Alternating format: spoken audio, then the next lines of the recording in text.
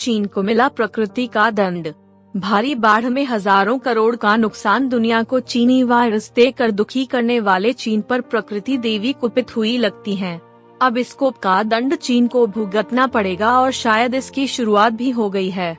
चीन पर एक नई मुसीबत ने चीन के दरवाजे पर दस्तक दी है और दक्षिणी चीन में हुई भारी बारिश ने तूफान और बाढ़ जैसी स्थिति पैदा कर दी है। बाढ़ से हजारों घर डूब गए हैं और अभी दक्षिणी चीन के एक बड़ा क्षेत्र पानी में डूबा हुआ है। मिट्टी धंसने से लाखों लोगों को विस्थापित करना पड़ रहा है।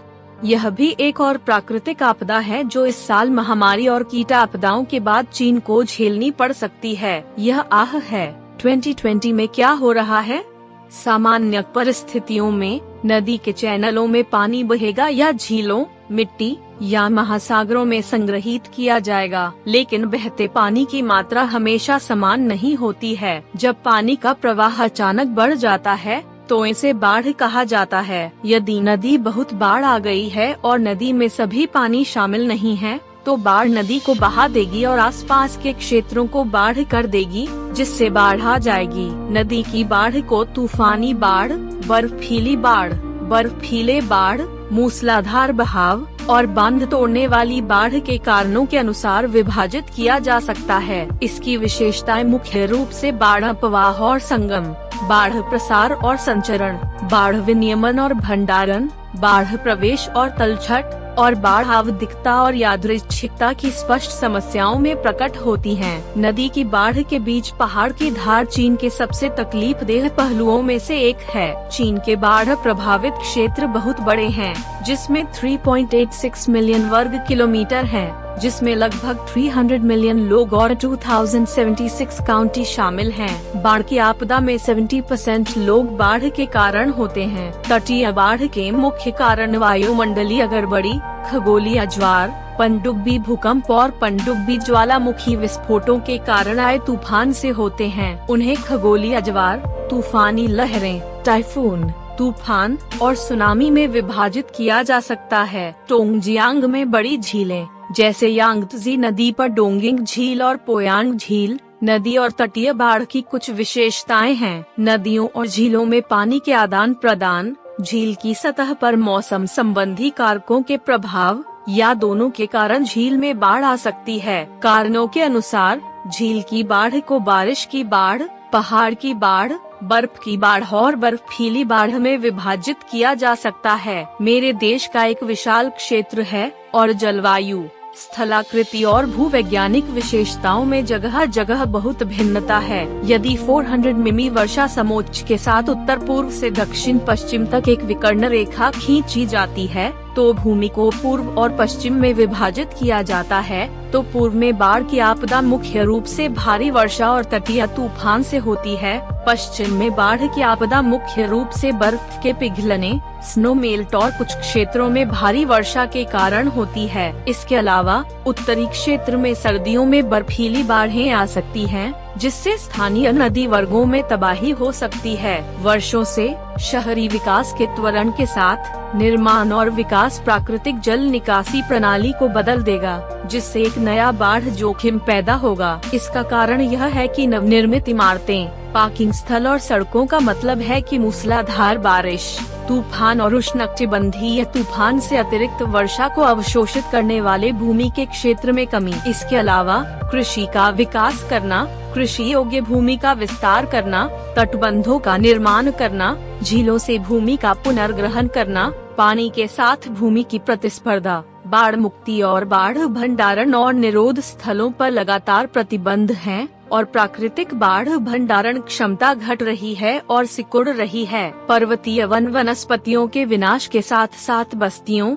शहरों, यातायात, सड़कों आदि के निर्माण से सतह की स्थिति में लगातार परिवर्तन हो रहे हैं, जिससे बाढ़ की स्थिति और संगम की स्थिति लगातार बदल रही है, जिससे बाढ़ का नुकसान बढ़ रहा है। इन सभी कारणों से मेरा देश भयंकर बाढ़ और सूखे से पीड़ित हुआ है। बाढ़ और सूखे से होने वाले नुकसान सभी प्राकृतिक आपदाओं का लगभग 70% है। 2020 के बाद से पृथ्वी की जलवायु चरम हो गई है और यह दर्शाता है कि पृथ्वी का पर्यावरण अब आशावादी नहीं है। 29 जनवरी को जमैका में 7.7 तीव्र तीव्रता के भूकंप के बाद से रूसी थाउजेंड द्वीप समूह के पास 7.5 तीव्रता का एक और भूकंप आया। ऑस्ट्रेलिया में आग बुझ नहीं रही है, बाढ़ आ रही है और मूसलाधार बारिश को बड़ी लहरों के साथ मिलाया जाता है। संयुक्त राज्य अमेरिका जनवरी से फरवरी की शुरुआत तक बाढ़ की चपेट में था। नासा टेरा उपग्रह रिकॉर्ड के अनुसार मिसिसिपी नदी के जल क्षेत्र पर लगातार बारिश के कारण नदी तट पर बहने लगी, जिससे पानी जनवरी 2020 के अंत में बह निकला। बाढ़ क्षेत्र डंडा आजकल चीन ने व्यापक रूप से बाढ़ रोकथाम तैयारी मोड शुरू कर दिया है और यांगत्जे नदी बेसिन में बाढ़ और सूखे को रोकने के लिए पहल को जब्त कर लिया है। वर्तमान में जल संसाधन मंत्रालय को काउंटी स्तर से ऊपर की सभी प्रमुख नदियों और महत्वपूर्ण सहायक नदियों और शहरों की आवश्यकता है, जिनके पास मानक बाढ़ से अधिक के लिए रक्षा योजना तैयार करने के लिए बाढ़ नियंत्रण कार्य हैं। उसी समय बाढ़ के मौसम के दौरान जलाशय की सुरक्षा की गारंटी दें और फ्लैश बाढ़ आपदाओं से बचाव को मजबूत करें। Ziyang village, Shapotou district, Zhongwei city, Ningxia. Global movies channel देखने के लिए आपका स्वागत है। अपने परिवार को शुभकामनाएं दें और खुद को खुश रखें और हर रोज आपका मनोरंजन करें। ताजा खबरों और फिल्मों से बने रहें।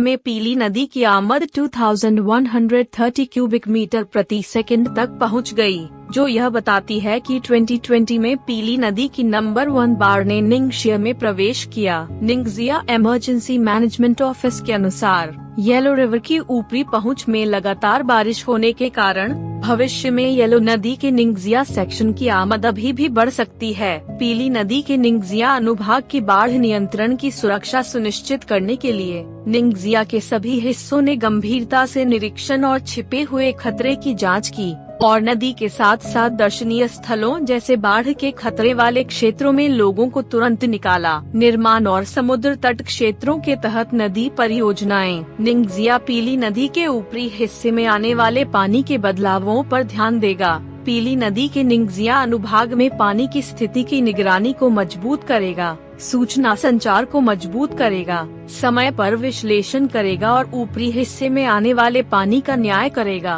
पीली नदी की पहुंच और अग्रिम में पूर्व चेतावनी सूचना जारी करें। निंगजिया आपातकालीन प्रबंधन मुख्यालय और संबंधित सदस्य इकाइयां बाढ़ के मौसम में ड्यूटी पर नियमों को सख्ती से लागू करती हैं और ऑन ड्यूटी कर्मियों को 24 घंटे ड्यूटी पर होना चाहिए। उसी समय निंगजिया के सभी हिस्सों ने आपातकालीन बचाव दल का आयोजन किया, सामग्री और उपकरणों को लागू किया और उनके क्षेत्र से संबंधित नदियों में संभावित नदी तटबंध खतरों के जवाब में अग्रिम में विभिन्न निवारक उपायों की व्यवस्था की, ताकि यह सुनिश्चित किया जा सके कि आपातकालीन बचाव बल हो सकते हैं आपातकालीन स्थिति होने पर जल्दी से जुट जाते हैं। 28 जून को सुबह 8 बजे से लगातार बारिश से प्रभावित होकर ताहू झील का औसत जल स्तर बढ़कर 3.80 मीटर हो गया, जो चेतावनी जल स्तर तक पहुंच गया, जो 2020 में ताहू बाढ़ संख्या 1 इंच है। पूर्वानुमान के अनुसार 28 तारीख को दक्षिणी हुआंगहुई,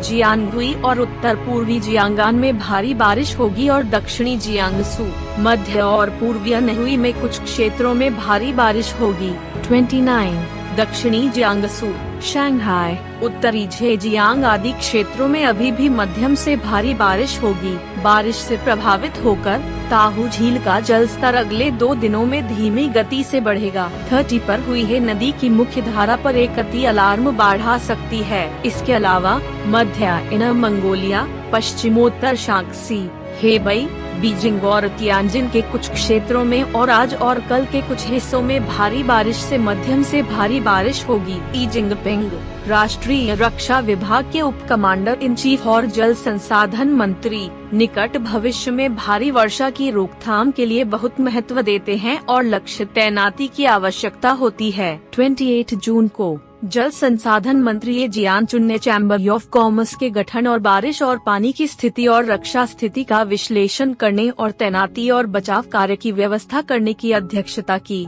सबसे पहले ताहू झील बेसिन में भारी वर्षा की रोकथाम को मजबूत करें। हमें ताहू झील के जल स्तर में बदलाव, पूर्वानुमान और पूर्वानुमान समय पर प्रारंभिक चेतावनी की सूचना जारी करने, ताई पूसलिस और वांगयू नदी जैसे प्रमुख जल संरक्षण परियोजनाओं के निर्धारण का अनुकूलन, बाढ़ के बीच संबंधों का समन्वय करने पर ध्यान देना चाहिए। आसपास के नदी नेटवर्क के जल निकासी और बाढ़ की रोकथाम और जल भराव के समय में एक अच्छा काम करते हैं। पूर्वानुमान परिणामों के आपातकालीन मामलों के मंत्रालय को सूचित करें और बाढ़ राहत और कर्मियों के हस्तांतरण की तैयारी करें। दूसरा हुई है नदी बेसिन में बाढ़ रक्षा को मजबूत करना है। नदी के बेसिन के मौसम में बदलाव और बाढ़ की स्थिति के विकास पर बारीकी से नजर रखने के लिए जल संसाधन मंत्रालय को हुई है नदी बेसिन के प्रांतीय महासंघों के साथ परामर्श को मजबूत करना चाहिए।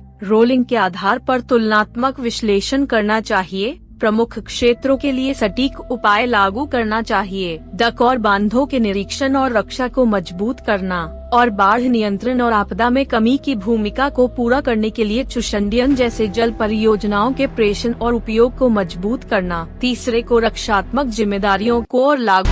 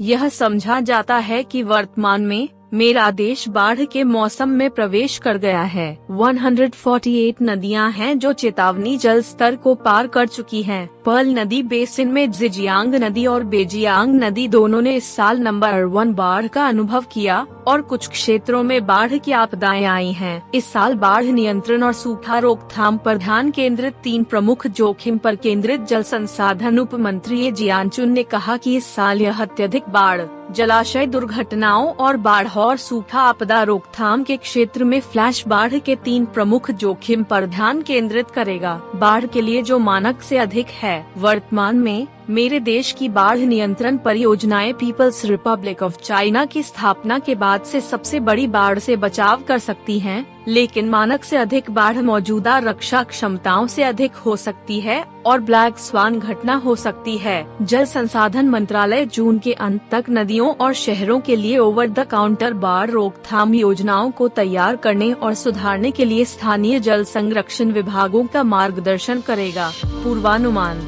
जल इंजीनियरिंग, शेड्यूलिंग जैसे विभिन्न उपायों के कार्यान्वयन पर ध्यान देगा। तटबंधों की सुरक्षा और कर्मियों का स्थानांतरण और रोकथाम के लिए तैयारी करना। जलाशय के लिए वर्तमान में मेरे देश में 98,000 से अधिक जलाशय हैं, जिनमें से 94,000 से अधिक छोटे जलाशय हैं, जिनमें से कुछ जोखिम में हैं और मूल डिजाइन के अनुसार रोकथाम और नियंत्रण के लिए उपयोग नहीं किए जा सकते हैं। भविष्य में जल संसाधन मंत्रालय जलाशय बांध सुरक्षा जिम्मेदारी को कदम से कदम बढ़ाएगा और जलाशय के संचालन का निरीक्षण करेगा। वर्तमान में जल संसाधन मंत्रालय ने 11,251 छोटे जलाशयों पर अघोषित निरीक्षण किया है। इस साल यह 6,500 छोटे जलाशयों और 1,000 बड़े और मध्यम आकार के जलाशयों का निरीक्षण भी करेगा। मूसलाधार बाढ़ आपदाओं के लिए कई वर्षों के आंकड़ों के अनुसार बाढ़ और बाढ़ के कारण होने वाली हताहतों की संख्या में लगभग 70% पर्वतीय बाढ़ के कारण हताहतों की संख्या है। धार आपदा रोकथाम कार्यों के साथ सभी 2076 काउंटियों में 10,000 से अधिक प्रासंगिक कर्मियों को ऑनलाइन प्रशिक्षण प्रदान करें।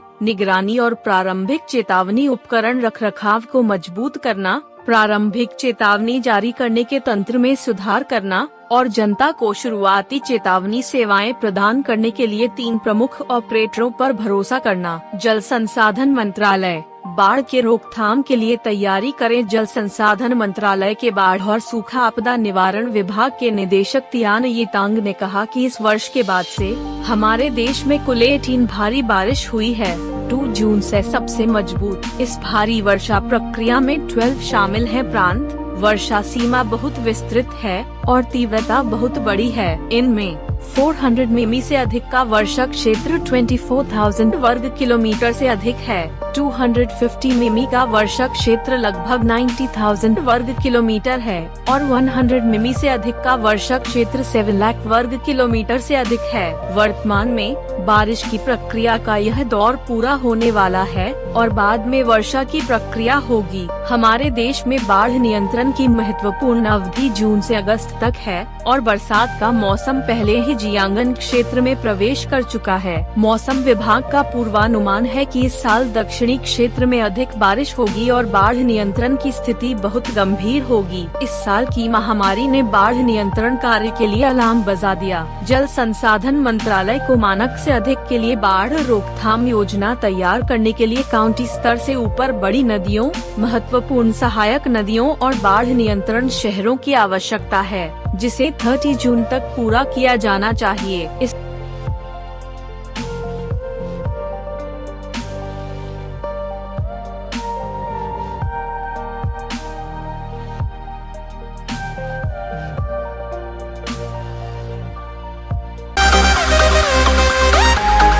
ग्लोबल मूवी चैनल देखने के लिए धन्यवाद। आपका सुखद मनोरंजन। यदि आप हमारे चैनल को वास्तव में पसंद करते हैं, लेटेस्ट न्यूज और मूवी देखने के लिए कृपया हमारे चैनल को सब्सक्राइब करें।